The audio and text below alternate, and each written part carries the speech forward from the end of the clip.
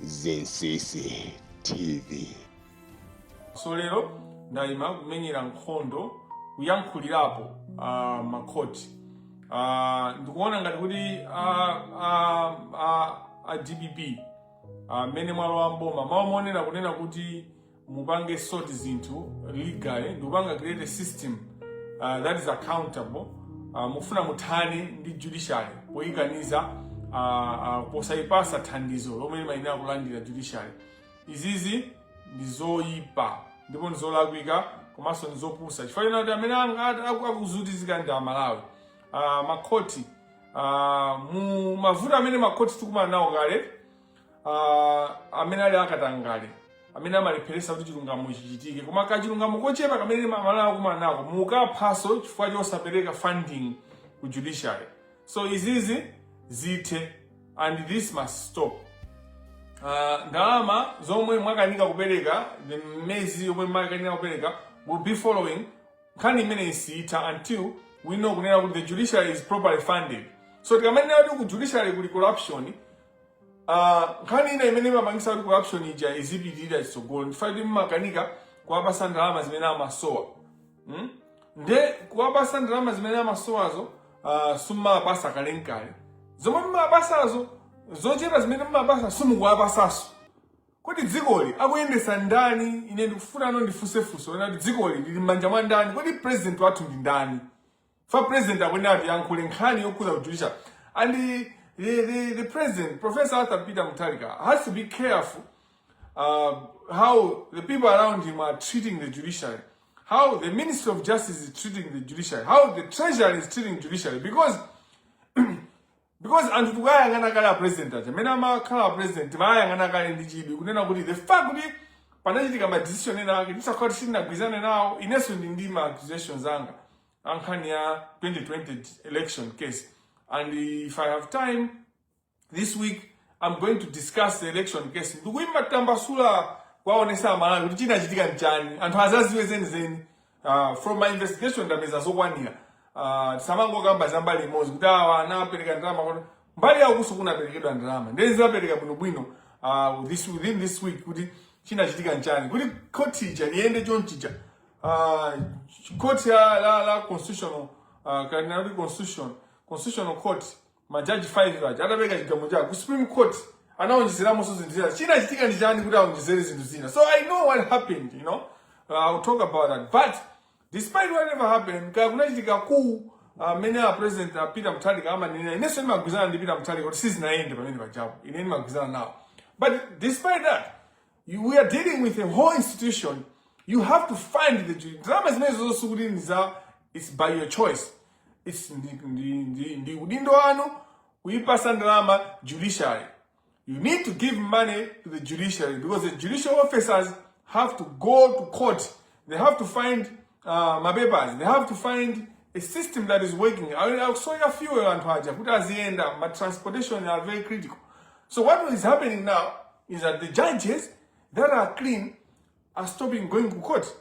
My judge are corrupt because I didn't know my corruption is many ati beda ifa Malawi zimene agulisa chilungamo akupita ku court kuti ndiye kuti kapita ku court kuti tingokumana ndiye akatangale ukaoka. Do you see what is happening, Professor Arthur Peter Mutharika? You know, so kuli anthu opusa kwambiri amene ali kusogolo ku DPP kuja achina mwanamveka aja. Those people are thieves, they are stupid, they are part of the cartel. Ndamene abera Malawi for zaka achina mwanamveka aja ndi anthu akuba, and there's evidence without doubt. Ne munthu asanduze kuti ayibwese evidence inu. How evidence yake mukufuna itiyo is documented. Mwanamveka kuba kwake documented. Frank Mbeda is a criminal. You know, he's a criminal, Frank Mbeda, without doubt. He amaziwa so muna indifaka makana kupita ku court for yan. Amaziwa he's a criminal. So I'm coming after you, Mbeda. I'm coming after you. You are judge.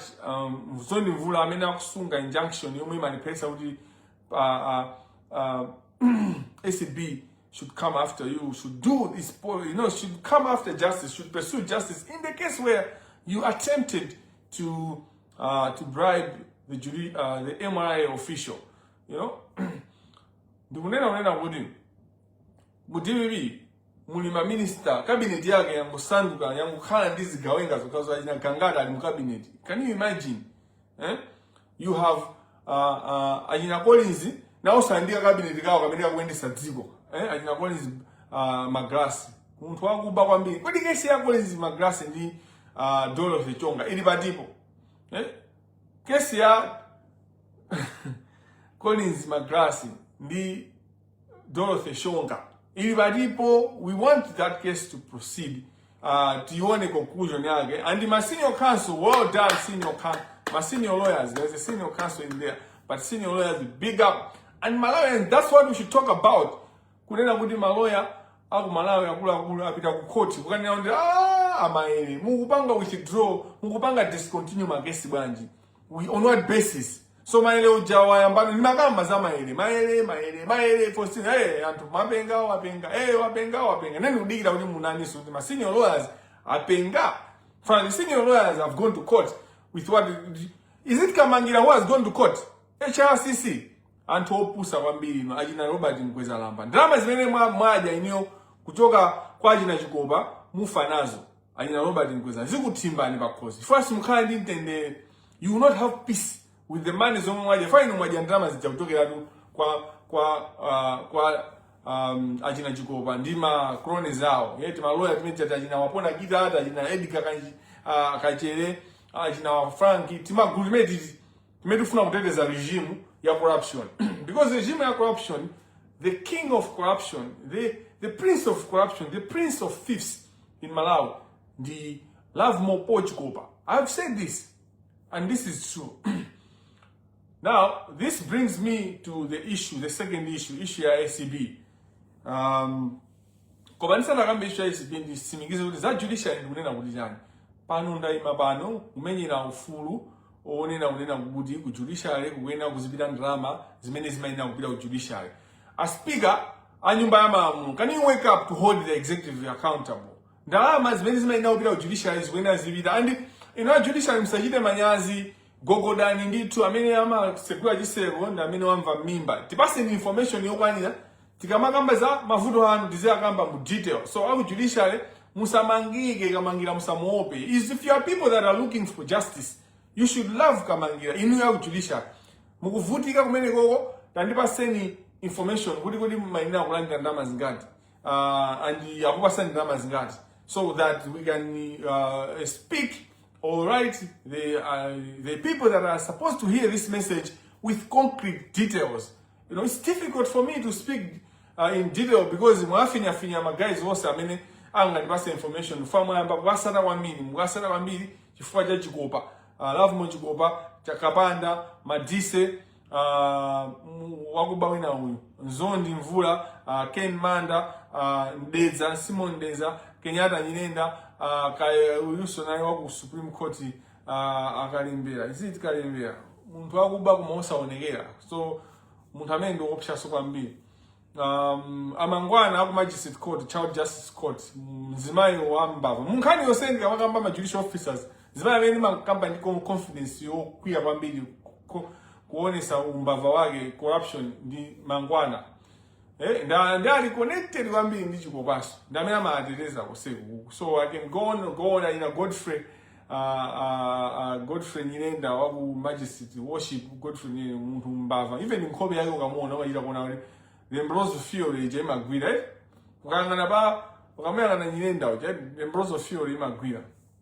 Lembroso anali munthu amene amanena unena kuti mbava imaoneka maonekede makutu ake amene alili maso ake chanjani kuti ndi mbava ufoza kakambazo poira koma na pa Joseph Feso now uyu pa Nyirendaye Worship Nyirenda wakunkhata uko anapita kumzuzu kena anapita kunkhata pavaina ekulu lawyer wa mbava ndi George Jefferson kampatikiza anthu onse akuba MCP akutani akupita kwa iye anthu mumaona ngati achifoti ndi oyang'anira zamalamulo mu chipani cha MCP no izi sikugwiza ndi MCP and zomwe mukupangazo you are basically accepting kuti as an institution MCP Malawi Congress Party you have institutionalized corruption. Why is it kunena kuti munthu amene akuyimirira inuyo nonse amene mukuganizidwa nkhani yakuba ndi munthu amene anali okulangizani pa zamalamulo ku MCP so amakulangizani kabedwe ka ndalama za Malawi it's like I think ipanopata amboganiza kuti mwina to ambuye Yesu aja antengeso George kampaniza ku milandu ya Pilato ija aka mwina ndatha kwapulumusa Pilato athana loya amene wabwerayi amwimira bwino ambuye Yesu ndipo nkhani isi tingawine ife ngati Ayuda momutani kuti Baraba nduyu kampaniza atha kuyankhula George kuti malamulo akuyenda. My point I'm making is George just kuda maziwa malamulo criminal criminal law yake wapanga practice kuti ko George nkhani yake ndi andalama nkhani yake ndi ona akuziwa kuti ainda party like Supreme Court kuja he's part of the deal. So even ku High Court kuja akapanga zinthu zolongosoka anthu ajakamanga under the criminal whatever for court the High Court anthu athakamva ku High Court just in general the general principle the general criminal division or atakubida ku Financial Crimes Act which is under Professor Kabindu. Mwe kujola Kabindu ndi timu ya wada kuya nchito bwino. Nkhani nje ikangobida ku appeal. Amapeleka bail kaya. Olada wanga convict. Apeleka bail pending appeal kena go pardon mzango ina pardon pa the mpinganyira we. The rafuka sambala we. Nkhani ngionea kuti Professor Arthur Peter Mutharika, you are under obligation by the Constitution to provide the resources that you're supposed to provide to the judiciary. This is not charity, Sikupempa, sikumene imverera, imabereka achifanya kuti malamulo akutero. Because many zikuitikazi, you are threatening the independence of the judiciary. What you're doing, you're threatening the independence of the judiciary. And you know how I am when you threaten the independence of the judiciary. Go back to 2020 and see how I behave when you threaten the independence of the judiciary. Malawi lawless society, can you rise up? Njovu, what are you doing? The judiciary is not being funded. Of course, that's how we are. Tukupanga fund ife. I'm honest, the information. When you come, just give me the evidence. Could the last few months, Mr. President, you're under obligation by law to fund the judiciary to ensure that the judiciary is funded accordingly. At least the basic minimum is funding. The second issue, the kind ya SCB. SCB director is up for grabs. The position of SCB director is up for grabs. Tundwa Malawi uli wenena ukhali ndi chidwi. Ngati mulibe chidwi pamene akusankha SCB director. Ndi pamene makanikira inuyo because you are reactive. So when I was at the University of Malawi as a student leader in UNIMA, as a secretary general, I told the University of Malawi leadership, the council, and the student community, if we are to elevate UNIMA to the standard where we want to, our leadership style has to change. Situwena kumaka reactive. University weza fizi, tipita mademo, no. So university jema kandi senate, ima kandi council, university council. So university council kumene kumachoka policy. At policy level, when they are developing the policy, our leadership should be ensuring we are fixing whatever cake, the kind of cake that the students will eat. So that the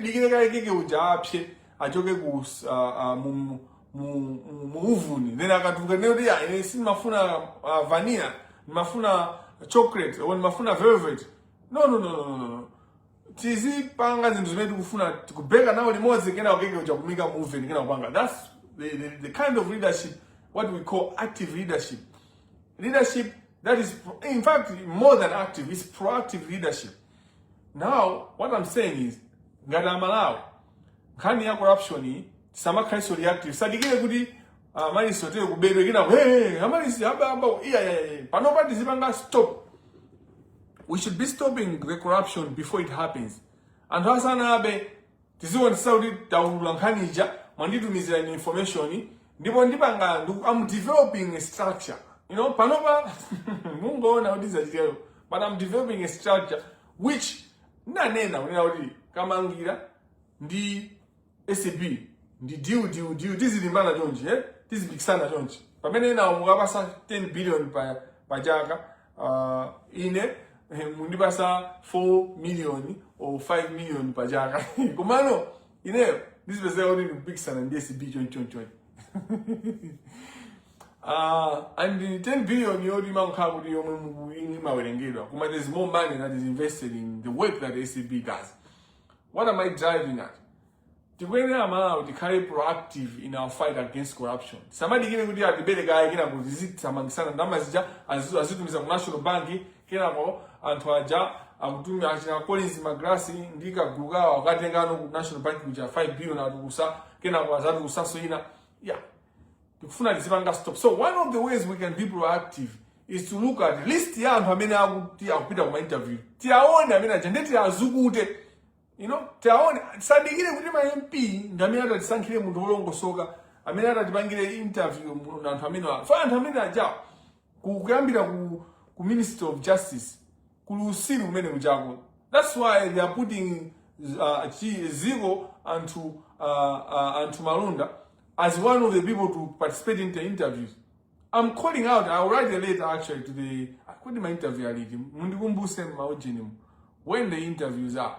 The reason is, you can't have Muntonelli, but he has a police warrant, he has a warrant, a standing warrant, basically, and then there's no process made where you have Frank Beta and Attorney General. How can you have Frank Beta? In which world are you living in? How can you have Felix Tamblas, the Director General ICB? I mean, Director General Commissioner or Director, is it General Commissioner? Is it Commissioner General? Whatever you call it. Kumaya ngania MRA, muntu nduwa money on the ring. Muntu you want that money for we and build a break. There's clear evidence. 2.7 billion in our account. What kind of legal practice are you doing? Kumani now do bill in 2.7 billion. Ndama zokani ya 900 million in our account ya Edi Kakajeri. There's evidence to this. There's evidence to this. You might hear evidence is there. So what I'm saying is, list ya hamina dengedo aje. Zigo, sa wena kubita mkomwe. Uyu Anthony Gamanga, dude, not only is he old, but he's a gambler. He's a addicted gambler. He gambles. He has gambled his future. But at the same time, he was to Supreme Court. I mean, now, so SCP director now where I mean, we now judge. So we can't have a judge. If there's a hot conversation, the last 2 years, in terms of corruption, has been with the judiciary. So then how do you bring in a former judge? Yeah? How do you bring in a former judge to become a SCB? He shouldn't even come. So Ajina Charles Muhango, it's clear that you are part of the system. Mufuna kutani, which is a waomba Malawi. Ineo nakala kutindi Malawi. Sinakalo kuti ku interview Zigo and Malunda akalo interview. Sinakalo. Wina undani uyu nkulu ndala sinakalo laso akalo interview. And Hawida he said no. But beside that, there are other people who should be allowed to do the interviews, but we should watch them. And to follow Osewa, to another Dabange watch. Dabange watch, and to Soson, Paliam 6, Kanabanga, and the Gabeza list, Yabuno, Nena Jantan. Command Maina should do the live and proceed with life. Don't wait for things to be perfect before you speak, because things might never be perfect. In fact, perfect or perfection is a hope, and it should remain a hope. And rarely do you achieve perfection. No one should lie to you. And wait, when you are sure, when are you going to be sure? Wunduwena ni my lecture, Chezani, Professor Chezani Bande. Now, Bande, she went to Kupanga watch. So yeah, when Bande went out, already do that my interview. Diba Agapa and do the interview in D2. Come on, we need to watch Bande because Bande not only has he not practiced the law, you know, he has been doing theory, you know, writing books and teaching students. Brilliant. He's a brilliant dude. You can't take anything away from him. But he's also connected to the system. You know, Andin Kulage has been a minister in many portfolios, and so he is a link to the cartel. He can be a link to the cartel. Let me be careful there. he can be a link to the cartel. So Bande, Professor Jizan Bande is someone to watch. On two fronts. He hasn't practiced the law. He doesn't have experience thereof. And he has been teaching and writing books. And then he has a connection with minister or former minister Bande or Chugai. So there are links. So I mean, already interview, but he's part of the cartel. A cartel, I wonder what I mean, control. You know, ajina chiko pacha de no buda mutawiti kupanga control. The other person Papa, this guy, I don't have to say much. Just look at his history. You know, and just look at his history. He's also in the cartel. Never we now in the history is involved in chaos. Chaos, yosa, he's part of the cartel. 5 candidates that are going for the interviews, they are all part of the cartel. Ajita kusiti kao. Ndiba najita kumauza kuti iwe panga apply. Pana isa nhwena mena nauza na panga apply. Kuma sana panga apply anachita manyazi. Kuma antosewa anachita kupanga even ajina zigo antu malunda anachita kupanga push kuti apply. So they have put 5. Only one acting is not their person. Gabriel Chambers. But the system has made it pretty Chambers, there's no way Chambers is going to be the ACB director. So the whole system has said, the cartel system, that is, Chambers, no to Chambers. And you know, Mufuse kunena mwadi, committee ya parliament teacher, deal ya Amelis, inquiry ya Amelis, why were they rushing the report? They wanted Chambers to be disqualified. That's a bit of my interview. Why? Because he has an advantage. He's on the seat. So when he goes to the interview, that's now ndapanga zagudi. Ndipo ni video nitopanga zagudi. Ndakaonesa now within this period of time ndapanga zagudi. Yes, pana issue ya Malawi simene sina ende bwino. Tivomereze nditu. Papa timaina mwina kulongo swajonji kuma ndapunzirapo so kunena kuti next time this is what I should do. These are the mechanisms that I put.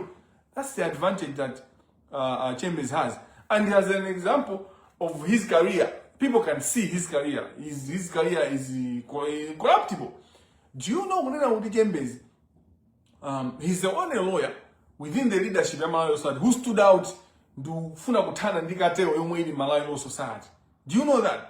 Because he produced what we call now the Chambers report. A report which I'm going to share again on this platform, which was produced by a team. Timaloya didn't remember doing Katangale. They ran away. It flew away. They did it flew away. When he's in the interview with Ambano Emmanuel Teo, Wagubas. Now gift in a kun, Wagubas. Edikaje, Waguba. Zitafika po denta banja. Ayina bright tail, anaitawa komiti. Ayina kubuduza ku NBS. Anaitawa komiti. Abana anaanza di inu. Mupita atu zimenezi.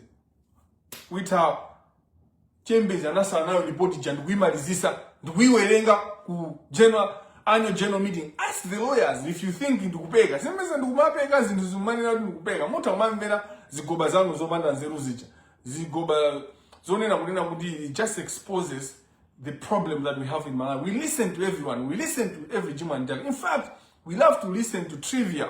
We love to listen to gossip. You don't want to listen to little things that are going to change your future, your life, and the future of your children's children. The life, the generational, the damage that corruption has done is generational. But if we don't wake up and save it right now, it's going to be impossible to rise up again. Ndedu ndukuza nonena kuti pantu 6 amene ndawo na maina ndiwo nasu kuti ndangati ose ndiachula kaya mawali no sinzo zoti ma interview ndikiti. Koma pantu 6 5 or 7 ndi ma plant ndi ma agent akateo chikopa wapanga approve osewa. Aina sata zune sata wapanga approve antosewa. The cartel system amweni abanga approve and hawa 5 amene wao. Only the 6th one, ndanu Chambers, the amene sakumpanga control but iwo asinika kuti Chambers yo tikucheka khosi Chambers tikuthana naye Chambers sangapite mwina kulikose ineyo I'll stand by Chambers, and when Chambers is not the SCB director, I'll go down with Chambers. I'll stand for him. But anyone they will bring he's not going to have peace. Because even Chambers is a SCB director, he's not going to have peace. Because Mirandu and tries to be a jackal busy. So the main is in Ndribe's side, I don't care who becomes the SCB director. Because at this time, I SCB director, business. Chambers, he knows me. If he's SCB director, this is we have show. That's why. And to Amanina, Kamangira, Uribe side, Ubes Budi, Urelo, Umuji, Mamigira Munt, Ma, Umunena. Couldn't get the row, my facts are ending now, and going out in the Miami Munt. The Munena, if I didn't go from Munena. Nakamawa ndikabizwa kwazakenda zibeza zose kuti muntu uyi ndola kwa mode zochimwa zake ndizi ndisazinene chifanire namu yamikirapo.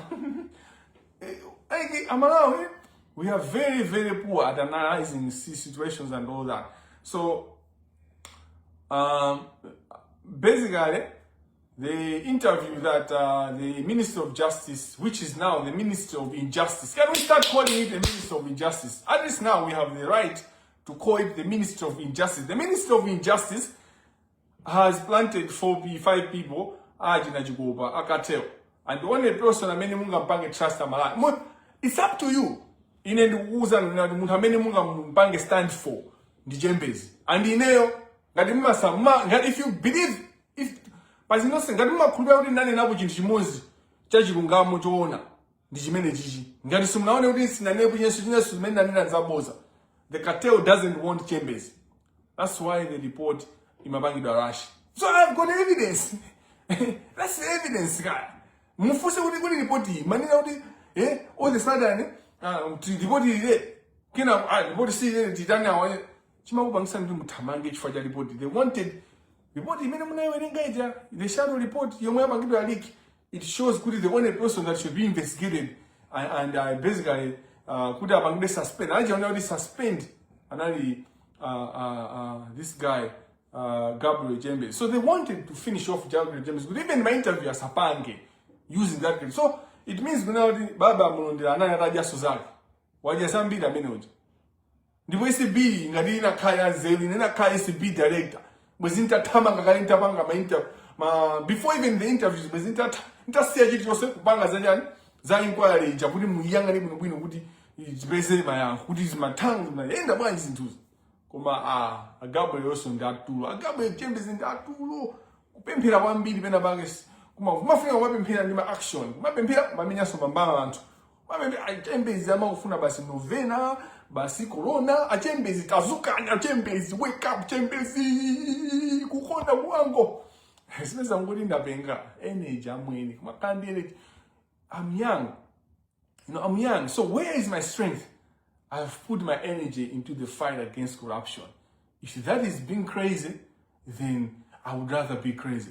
I have put all my life, all my heart into the fight. So when I'm having breakthroughs in the conversations, I get so much excited.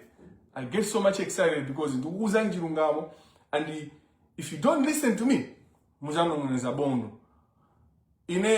I've put my bet on Chambers. Of course, Chambers also was the West SCB director. That's people change, you know. I was a good one. Say, feeling that we Chanchan, Kateo, Jankuzampanga, no offer, you offer you now this Sangaran, Sangagani, Sena Musati, the Benugira, and Nena is the Woody Mama, saying, hey, come on, get away, would you be Babuino? I want to since my time was seen her, little diff. Tunena is more designing Nazina. I found him time and that kind of facts. I mean, also today, the person we can trust on those in that list, the Chambers. Then my friend don't name a playground. We are with Chambers. We stand with Chambers. I want people to see. Mukamabida won't face it. We are with Chambers. Makamo Romano, Playground, just get a pen to marker, right? We stand with Chambers. Malawi wants Chambers. We won't stand up. Aina. Kondowe, Ajinandani, my human rights advocate, we want Chambers. We want to stand for Chambers. asanene unena kuti izi sizandale zizachanja izi nzandale. This is political. The position of SAB director is very political. And if the will, I was making it, I was teaching in my public lecture, what we need to end corruption is not political will. Political will has failed us because politicians are corrupt. So we can't need the same people that are, the will of the same people that are corrupt to end corruption. What we need is people's will. So the people's will is Gabriel Chambers. Kayazi gona tizi nchila mazi jani mazi ozizira yes kuda adzuke kaya kupemphera corona kaya kupanga novena kaya alibudi wasowatu pakatipa sakuyankhulaso sakulemba makalata kudi bwanji kudi akonzekera mwina amfinya kaye kamena amuza kaye kuti iwe zitazisiye retirement package yako. The cartel is capable of that because they're using our money. Yeah? So I'm looking forward to listening to my civil servants. Mukudi jani bankani ya salary increment ya 20%. Kwaja ya gwamwina 400%. When you look at it and analyze the economy it account the last 4 years, last 5 years, kwaja gwamwina 400%. That was 20% in ubasi. Mwetu. It's time to rise up, civil servants, and do something tangible. Panoba, sinta inga de aji na jagwele jona adu kuti mpite mu street akakukhabandimi zikwanje. Not the APM. Leadership APM siba ngazmenezo. And we need to use that accordingly. More respectively. First tikapita mu street because mu street tipita mo. Tika samale katundu wa inyake. Tika lemegeze katundu wa inyake. Izi manena mobweza. Violence is not a solution. The last point I want to make, mwachidule chifani kufuna kunena kuti taisani nthawi ndi zina sozobanga zoti ndithamangise zimene zili outstanding and very urgent. Otherwise nimatha kukhala apa 2 hours mukuziwa so. The other thing that I wanted to say is about my safety here in Ireland. You know kuti I've been calling out Zunith Satar in the case Mr. Moore and Zunith Satar. Zunith Satar anabira ndrama katundu okwanira mwina $200 million akayangana machine amene yamapangira process agricultural products in Malawi and company imene anayamba imene Zunith Satar amene akupanga po contribute 1.5 million pamene iwo anangopeza kuti anangopereka $470,000 which was very short of what was required. And then analanda mashares ya munthuyo at Mr. Moore at gunpoint kuti saina upange transfer this to this ndikumpezera milandu ya immigration ndikumuthamangisa Malawi. Even umboni ulipo uonesa kuti Satar ndamene akugula ticket yomuthamangisa munthu uja. So the cartel is that strong, and I'm dealing with Mr. Zunith Satar, who lives just 1 hour flight from where I am. So he's a very rich man and all that. He can attack me anytime. Kuma if he tries, pavuta. But they have been doing all sorts of things. I will not tell you because it's part of the security detail. So that's what you must know in terms of security and the games that they are playing. The second game is that they are trying to create, so they don't want me to be on social media. They know akupanga build zimene analemba anthu akuaina ndi communities ija zomwe zikana invest kateo yakuya ndebana yamangano build ina akufuna agwise ntchito azimayi kuti azimayi abwere kwa Ireland kuno ndilo yawo azadandaule kuti excuse me azadandaule kuti my lives my engagement on social media bullies women. It's cyber bullies women. So they want to use the women because these countries are kind of very sensitive when it comes to women. You know,